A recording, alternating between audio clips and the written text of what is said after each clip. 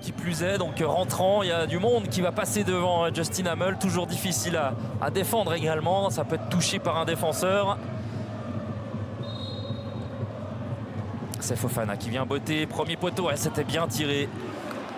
Et Diaby profite de sa grande taille là pour passer devant Butler Oyedeji. Ouais, il lui doit quand même une bonne tête. Attention, ballon sur Mollet dans les 16 mètres. Mollet qui va pouvoir frapper, ça passe juste à côté. Ah, il n'a pas réussi à rabattre ce ballon.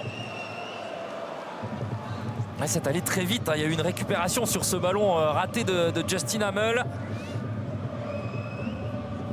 Ah, très très bon travail de Butler Oyedeji. La course diagonale là, de Mollet également. Par contre, la conclusion, il y avait largement mieux à faire hein, quand même la semaine dernière. Et on le comprend.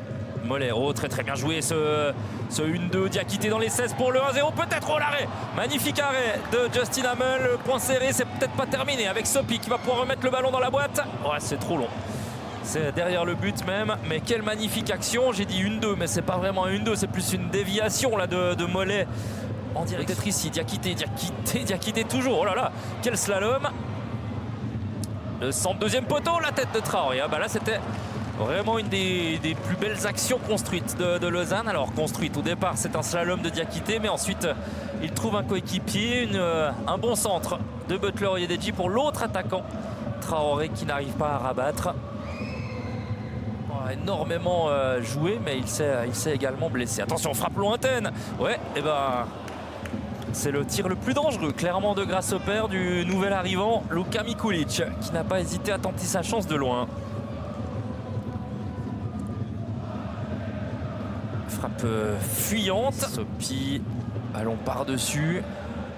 Oh, attention, Butler Oyedeji qui a remporté son duel face à Bulls. Butler Oyedeji, c'est parfait ce qu'il fait. Et le but, le 1-0, marqué par le Lausanne Sport. Alors, il y a peut-être une poussette au départ, mais pour l'instant, en tout cas, le but de Diakité est validé. 51e minute de jeu. Alors, Butler Oyedeji, ce qui est clair, c'est qu'il fait tout juste hein, sur l'action. Maintenant, est-ce qu'il va y avoir un visionnage à la vidéo? Alors, est-ce qu'il utilise les bras? C'est la grande question. Ça peut être annulé, honnêtement. Sur cet angle, difficile à dire, mais par contre, derrière, c'est pas très bonne récupération de Svonarek. Et Aspienson qui déborde. Aspienson. Ah, il y a une bonne qualité de frappe. Oh, attention, le ballon qui est dévié! Et ça termine au fond des filets.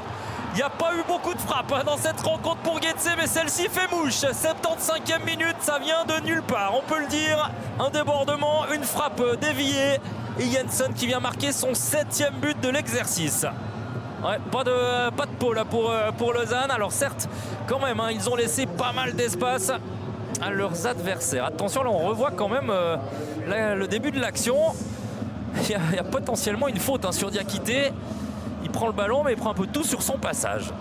Déviation malencontreuse de Mwanga. Jouez vite Brandon Sopi, est-ce qu'il aura le temps? Le ballon qui ressort, et cette fois c'est terminé. Luca Piccolo qui met un terme à cette rencontre après plus de 96 minutes dans cette partie.